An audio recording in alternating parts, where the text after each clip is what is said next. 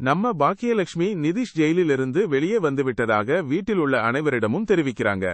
இதை கேட்டு எல்லோரும் அப்படியே ஷாக் ஆகி நிற்க, ஈஸ்வரிம்மா அவன் எப்படி வந்தான், எந்த தப்பும் பண்ணலைன்னு அவனை வெளியே விட்டுட்டாங்களா அப்படின்னு பதட்டமா கேக்குறாங்க. அதற்கு பாக்கியலட்சுமி, பணம் இருக்கு, அவனை வெளியே கொண்டு வந்து இருப்பாங்க அப்படின்னு சலிப்புடன் சொல்றாங்க. இந்த விஷயங்கள் எல்லாம் கேள்விப்பட்டதும் நம்ம எழில் மற்றும் செழியன் அண்ணன்களுக்கு கோபம் தலைக்கேறிடுது. அதே சமயம் நம்ம கோபியும் இனியா கிட்ட, அவன் உன்கிட்ட எதுவும் பிரச்சனை பண்ணானா, என்னாச்சு அப்படின்னு விசாரிக்கிறார். அதற்கு இனியா, எனக்கு பார்க்க விருப்பமில்லைன்னு சொல்லிட்டேன் என்கிறாள். உடனே ஈஸ்வரிம்மா, அப்போது உன் ஆபீஸ்ல இருக்க எல்லாருக்கும் நடந்த பிரச்சனை தெரிஞ்சு இருக்கும்ல, எல்லாரும் என்ன நினைப்பாங்க அப்படின்னு ஒரே புலம்பலா ஆரம்பிக்கிறாங்க. ஆனா இனியாவோ அதனை பத்தி எல்லாம் எனக்கு கவலை இல்லை அப்படின்னு பட்டும்படாம பதில் சொல்லிடுறாள்.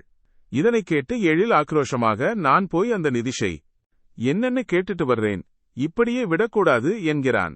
உடனே செழியன், நானும் உன் கூட, வாடா போவோம் அப்படின்னு எழிலுடன் கிளம்ப தயாராகிறான். அவர்களை வீட்டில் உள்ள அனைவரும் சமாதானப்படுத்தி எப்படியோ ஒரு வழியா அமைதிப்படுத்துறாங்க. அதன் பின்னர் கோபி, நான் போய் அந்த சுதாகரை பார்த்து பேசிட்டு வர்றேன், இந்த பிரச்சனைக்கு இன்னைக்கு நானே முடிவு கட்டுறேன் என ஒரு உறுதியான முடிவை சொல்றார். உடனே செழியன், எழில் இருவரும் நாங்களும் உங்களோட வர்றோம் என்று சேர்ந்து கிளம்புறாங்க.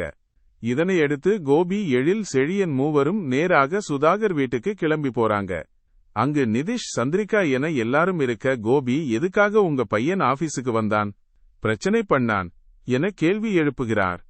அதற்கு நிதிஷ் தன் திமிரை கொஞ்சமும் குறைக்காமல், அவள் உள்ள உட்கார்ந்துட்டே என்னை பார்க்க இஷ்டமில்லைன்னு சொல்லுவா, அதை பார்த்துட்டு நான் சும்மா இருக்கணுமா என பேசுகிறான். இதை கேட்ட செழியன், எழில் இருவருக்கும் கோபம் எல்லை மீற இருவரும் நிதிஷோட சட்டையை பிடித்து இழுக்க ஆரம்பிக்கிறாங்க. உடனே கோபி அவர்களை சமாதானப்படுத்திவிட்டு நிதிஷை பார்த்து, இனிமேல் உங்க பையன் நிதிஷ் எங்க பொண்ணை பார்க்க வரக்கூடாது, அவளை டிஸ்டர்ப் பண்ணக்கூடாது என கராராக எச்சரிக்கிறார். ஆனால் நிதிஷோ, நான் அப்படித்தான் பார்க்க வருவேன் என மறுபடியும் திமிராக பேச, அவ்வளவுதான். உச்சக்கட்ட கோபமடைந்த கோபி நிதிஷ் கன்னத்தில் பளாரென ஒரு அறை விட்டார். பதிலுக்கு நிதிஷ் கோபத்துடன் அடிக்க பாய வீடே ஒரே கலேபரமாகி போகுது. உடனே சுதாகர் கோபியை பார்த்து, உங்க பசங்களை பார்த்து நடந்துக்க சொல்லுங்க என்கிறார். அப்போதான் நம்ம கோபி சுதாகரை பார்த்து கோபத்துடன், பசங்களை வளர்க்கிறது பத்தி என்கிட்ட பேசாதீங்க, பொறுக்கியை வளர்த்து வைச்சிட்டு பேச்சை பாரு என அதிரடியாக பதிலடி கொடுத்தார். அதனைத் தொடர்ந்து, இனிமேல் உங்க பையன் இனியாவை தொந்தரவு பண்ணக்கூடாது என கடுமையாக எச்சரித்துவிட்டு அங்கிருந்து கிளம்புகிறார்கள். யோ, நம்ம கோபி ஆக்ஷன் ஹீரோ ஆயிட்டார். இந்த இடத்துல நம்ம கோபி எடுத்த முடிவு சரியா தவறான்னு நீங்க என்ன நினைக்கிறீங்க, கமெண்ட்ல சொல்லுங்க.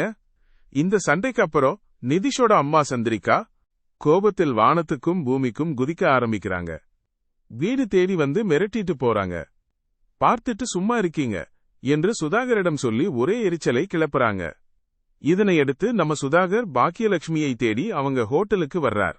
இனியாவின் எதிர்காலம் பற்றி மிரட்டும் தொனியில், உங்க பொண்ணு வாழ்க்கை பத்தி யோசிக்க மாட்டீங்களா, நாளைக்கு மறுபடியும் இனியா எங்க வீட்டுக்கு வருவா, அப்போ உங்க பசங்க இப்போ பண்ற காரியம் இனியா வாழ்க்கையை பாதிச்சிடக்கூடாது அப்படின்னு பேசுறார். ஆனா நம்ம பாக்கியலட்சுமி அசரவே இல்லை. சுதாகர் முகத்துக்கு நேரா, என் பொண்ணு வாழ்க்கையை எனக்கு பார்த்துக்க தெரியும், இந்த கல்யாணம் நடக்கிறதுக்கு முன்னாடி இனியாவை நாங்க தானே பார்த்துக்கிட்டோம் அப்படின்னு கெத்தா பதிலடி கொடுத்தாங்க. சுதாகர் இதையெல்லாம் கேட்டுட்டும் மறுபடியும் வாக்குவாதம் செய்ய, அப்போது அங்க ஒரு கவுன்சிலர் வர்றார். சுதாகரை பார்த்து, சிஸ்டர் கிட்ட இந்த ஆளு யாரு பிரச்சனை பண்ணிட்டு இருக்கான், கோமாளி மாதிரி கோட் போட்டுட்டு நிக்கிறான் என சிரிப்புடன் கலாய்க்கிறார். இதனால் சுதாகர் டென்ஷன் ஆகி அங்கிருந்து உடனே கிளம்பி போறார். இந்த ஒரு சம்பவம் எப்படி பாக்கியலட்சுமியோட வாழ்க்கையை மாத்த போகுதுன்னு பார்க்க ஆவலாயிருக்கீங்களா? இந்த எபிசோட் முடிவில் அடுத்த எபிசோட்ல பாக்கியலட்சுமி என்ன செய்வாங்கன்னு ரசிகர்கள் ஆவலா எதிர்பார்த்து காத்துள்ளனர். நீங்க என்ன நினைக்கிறீங்க, அடுத்து என்ன நடக்கும்? கமெண்ட்ல உங்க கருத்துக்களை பகிர்ந்துக்கோங்க. இந்த வீடியோ பிடிச்சிருந்தா லைக் பண்ணுங்க, ஷேர் பண்ணுங்க, நம்ம சேனலை சப்ஸ்கிரைப் பண்ண மறந்துடாதீங்க. நான் உங்களை அடுத்த வீடியோவில் சந்திக்கிறேன். ட்ரெண்டிங் நண்பான் சேனலை சப்ஸ்கிரைப் பண்ணுங்க. இந்த வீடியோ பிடிச்சிருந்தா லைக் பண்ணுங்க, ஷேர் பண்ணுங்க. அடுத்த வீடியோல பார்ப்போம்.